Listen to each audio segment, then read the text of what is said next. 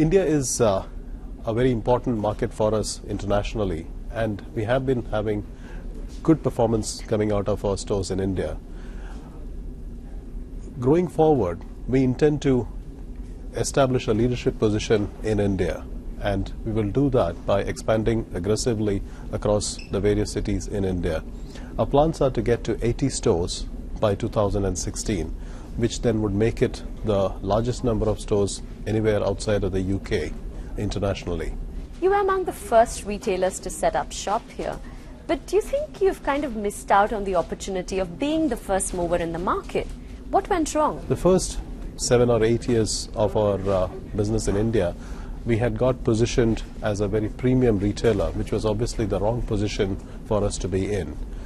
We formed the joint venture in 2008 with Reliance Retail, and that was based on the opportunity that we saw that exists in the market in India. And since then, we have had fantastic growth that's been coming through from our stores. We have been growing very nicely in the country.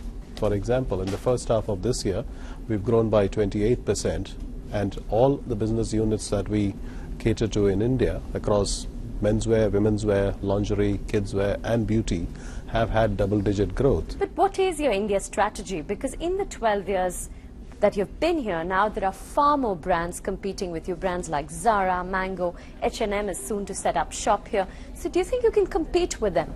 We compete with these retailers across all the markets that we are in. We do think we have got our positioning absolutely right now. We are a middle-class retailer, and that is exactly what our positioning is in India now.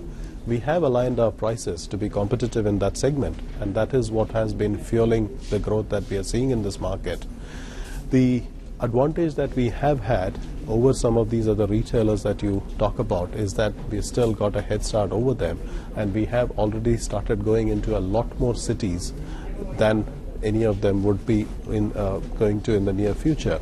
It's interesting to me that you say you're a brand for middle-class people, but do you mean middle class in the UK or middle class in India? Surely the two are very different.